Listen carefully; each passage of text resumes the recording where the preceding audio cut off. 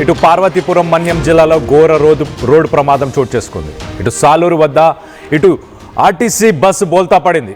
ప్రమాదంలో ప్రస్తుతానికి 7గురికి తీవ్ర గాయాలయ్యాయి. ఇటు క్షతగాత్రులను ఇటు ఆసుపత్రికి తరలించారు స్థానికులు. ఇటు నవరంగ్పూర్ నుంచి విజయవాడ వెళ్తున్న ఒడిశాకు సంబంధించిన ఆర్టీసీ బస్ ప్రమాద సమయంలో బస్సులో 32 మంది ప్రయాణికులు ఉన్నారు. మొత్తంగా 7గురికి అయితే తీవ్ర గాయాలయ్యాయి. ఒకసారి బస్సుకు సంబంధించిన విజువల్ మనం చూడొచ్చు. ఒక సైడ్కి ఒక 2-3 పల్టీలు కొట్టి బోల్తా పడిపోయినట్టు కనిపిస్తుంది. ఒక స్లీపర్ బస్సుగా కనిపిస్తుంది. పైన ఉన్న ఎగ్జిట్ డోర్స్ ఏవైతే ఉన్నాయో ఆ డోర్స్ని ఓపెన్ చేసుకొని అందులోంచి ప్రయాణికులు బయటకు వెళ్ళినట్టు తెలుస్తుంది. సో మొత్తం మీద ఒక దుర్ఘటన, ఒక ఘోర రోడ్డు ప్రమాదం అని చెప్పుకోవచ్చు. సో అలాంటి ఒక రోడ్డు ప్రమాదం ఇటు విజయనగరం జిల్లాలో చోటు చేసుకుంది. ఇటు స్థానికులు హుటాహుటిన పరిసర ప్రాంతాల్లో ఉన్న వాళ్ళందరూ కూడా అక్కడికి చేరుకొని గాయపడిన వాళ్ళందరినీ కూడా దగ్గరలో ఉన్న ఆసుపత్రికి తరలించినట్టు తెలుస్తుంది. సో మనం బస్కి సంబంధించిన విజువల్స్ని చూడొచ్చు. కొంత హైవే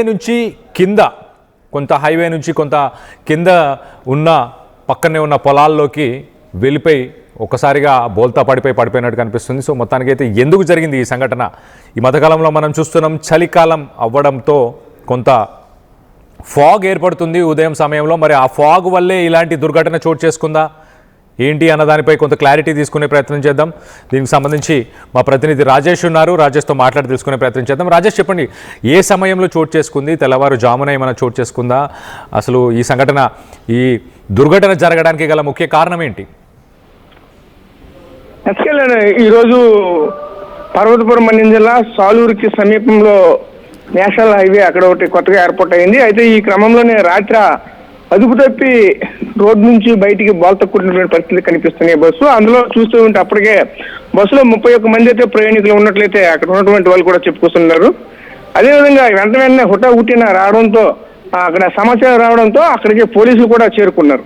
ఈ అప్పలనేని కూడా దీనిపైన మాట్లాడుతూ వెంటనే పోలీసులకి ఇన్ఫార్మ్ చేసి దాని తర్వాత వెంటనే 104కి అలాగే 108కి కూడా కాల్ చేసినట్టు కూడా తెలుస్తూ ఉన్నది. వెంటనే తీసుకుని వచ్చి అక్కడికి క్షతగాత్రులను అయితే వెంటనే హాస్పిటల్ కూడా తీసుకెళ్ళినటువంటి నేపథ్యం కూడా కనిపిస్తుంది. కళ్యాణ్, ప్రస్తుతానికి మనమైతే చూడొచ్చు, అందులో ఉన్నటువంటి క్షతగాత్రులంతా కూడా ఒడిశాకి చెందినటువంటి వాళ్ళుగా చెప్తున్నారు.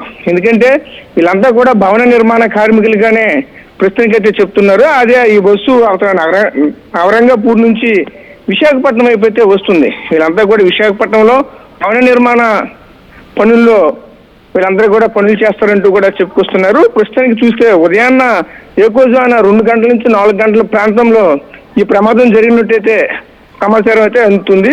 ప్రస్తుతానికి అయితే 7గురికి తీవ్రమైనటువంటి గాయాలయ్యాయి. వీళ్ళని సాలూరు ఆసుపత్రికి అయితే తరలించారు.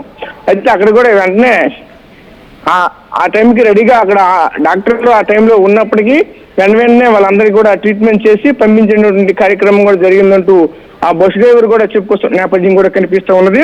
ప్రస్తుతానికి అయితే అక్కడ ఉన్నటువంటి వాళ్ళంతా కూడా సేఫ్ గానే ఉన్నారు. ఎందుకంటే ఆ బస్సు అక్కడ ఓన్లీ రోడ్డు పైనుంచి 2 బాల్తాలు అయితే కిందకి మాత్రం పడింది. ఇంకా కొంచెం ముందుకు వెళ్తే లోయలతో కూడుకుని ఘాట్ రోడ్ అయితే ఉంటుంది. అక్కడ కనుక ఇటువంటి ప్రమాదం కనుక జరిగితే ఇంకొక ప్రమాదం అయితే మాత్రం దాన్ని ఊహించిన రీతికి అయితే మాత్రం కనిపిస్తున్నట్లయితే కనిపించింది.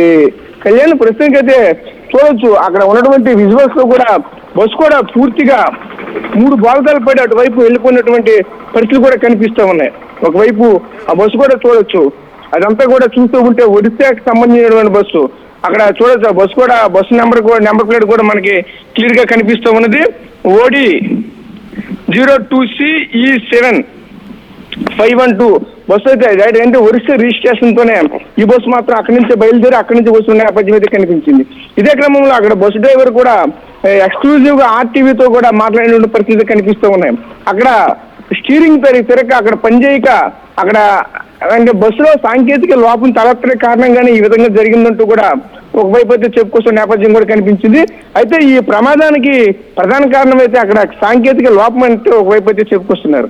ఏదేమైనా సరే ప్రస్తుతానికి చూసుకుంటే బస్సులో 31 మంది అయితే ప్రయాణికులు అయితే ఉన్నారు. ప్రస్తుతానికి 31 మంది కూడా సేఫ్ గానే ఉన్నారంటూ కూడా చెప్తున్నారు. ఎందుకంటే ఇందులో 7గురికి తీవ్ర గాయాలైనప్పటికీ కూడా వాళ్ళు కూడా వెంటనే ట్రీట్మెంట్ అయితే అందించి ఊటీన హాస్పిటల్ తీసుకెళ్ళి కూడా అంటే సక్రమంగా జరిగాయి కనుక ఎవరికి కూడా ఎటువంటి ప్రాణహాని లేదంటూ కూడా ఒకవైపు చెప్పుకొస్తున్నారు. ప్రస్తుతానికి అక్కడి నుంచి మళ్ళీ ఎవరి ఇంటికి వాళ్ళనే సజావుగా పంపించామంటూ కూడా మరోవైపు బస్సు డ్రైవర్ కూడా చెప్పుకొస్తున్న నేపథ్యం అయితే కల్పిస్తుంది. కళ్యాణ్, ప్రస్తుతానికి ఇప్పుడు ఈ మధ్యకాలంలో చూస్తూ ఉంటే విపరీతమైన బస్సు ప్రమాదాలతో ప్రజలైతే అరలేకపోతున్న పరిస్థితులు కూడా కనిపిస్తున్నాయి కళ్యాణ్. ప్రస్తుతం ఇది విజయనగరం, ఉమ్మడి విజయనగరం జిల్లా సంబంధించినటువంటి పార్వతీపురం మన్యం జిల్లాలో సాలూరు పట్టణ సమీపంలో జరిగినటువంటి ఈ ప్రమాదం యొక్క తాజా పరిస్థితి. Right Rajesh, thanks for the latest update. మొత్తం మీద ఈ మధ్య కాలంలో ఇటు ప్రైవేట్ బస్సులు కావచ్చు, ఆర్టీసీ బస్సులు కావచ్చు, వీటన్నిటిలో కూడా ప్రమాదాలు చోటు చేసుకుంటున్నాయి. ఇటు ఆర్టీసీకి సంబంధించిన బస్సులు కూడా సరిగ్గా మెయింటెనెన్స్ లేకపోవడం, అలాంటి కారణాల వల్లే ఇలాంటి ఇన్సిడెంట్స్ జరుగుతున్నాయి. మొత్తం మీద ఇది మరొక ఒరిస్సాకి సంబంధించిన ఆర్టీసీ బస్సు. ఈ బస్సుకు కూడా స్టీరింగ్ సరిగ్గా పనిచేయకపోవడం వల్ల చూడండి, ఆ బస్సుని ముందుకు తీసుకెళ్లే ప్రయత్నం చేసేది ఆ స్టీరింగ్ ద్వారానే. అలాంటి ఒక స్టీరింగ్ పని చేయకపోతే ఇలాంటి దుర్ఘటనలు, మెయింటెనెన్స్ లోపాలే దీనికి కారణాలుగా చెప్తున్నారు అధికారులు. అయితే మొత్తం మీద విజువల్స్లో మనం చూడొచ్చు, రోడ్డు నుంచి చాలా దూరంలో వెళ్ళిపోయి పడిపోయింది. ఒక 2-3 పల్టీలు కొట్టిందా మరి ఏంటి, మొత్తానికైతే పైనున్న ఆ ఎగ్జిట్ డోర్స్ని ఓపెన్ చేసుకొని అందులో ఉన్న ప్రయాణికులు బయటకు వచ్చే ప్రయత్నం చేశారు. దాంట్లోంచే బయటకు వచ్చినట్టు తెలుస్తుంది. సో మొత్తం మీద మరి ఒక టెక్నికల్ ఇష్యూ వల్లనే జరిగింది.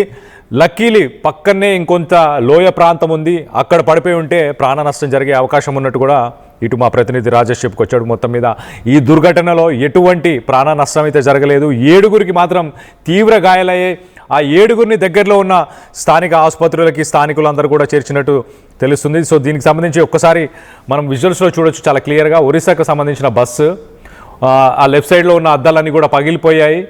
మరి ఈ ఎగ్జిట్ డోర్స్ కూడా ఓపెన్ చేసుకొని బయటకు వచ్చే ప్రయత్నం చేశారు. లక్కీలీ ఈ యాక్సిడెంట్లో ఎలాంటి మంటలు అంటుకోలేదు, దానివల్ల ఎలాంటి ప్రాణ నష్టం జరగలేదు. కానీ మొత్తానికైతే 7గురికి అయితే సీరియస్గా ఉన్నట్టు తెలుస్తుంది.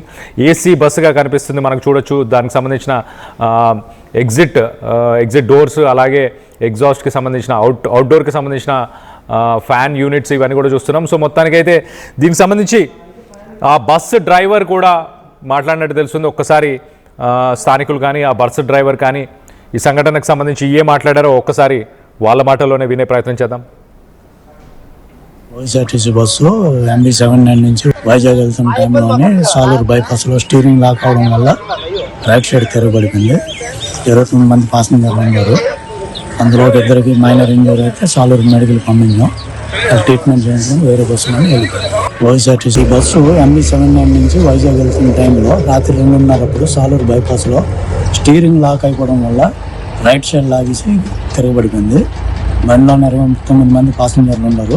అందులో మైనర్ ఇంజరీ ఇద్దరికి అయింది. వాళ్ళకి వెంటనే 108కి ఫోన్ చేసి పోలీసులకు ఫోన్ చేయడం, పోలీసులు వచ్చారు. వాళ్ళకి వెంటనే సాలూరు మెడికల్ పట్టుకెళ్లారు. మిగతా వాళ్ళని వేరే బస్సులను షిఫ్ట్ చేసి వైజాగ్ పంపింది. ఈ బస్సు MB79 నుంచి వైజాగ్ వెళ్తున్న టైంలో రాత్రి 2:30 Saluru bypass. Local to global news at your finger tips. మీ చేతిలో ఒక ఆయుధం. డౌన్లోడ్ రా టీవీ యాప్.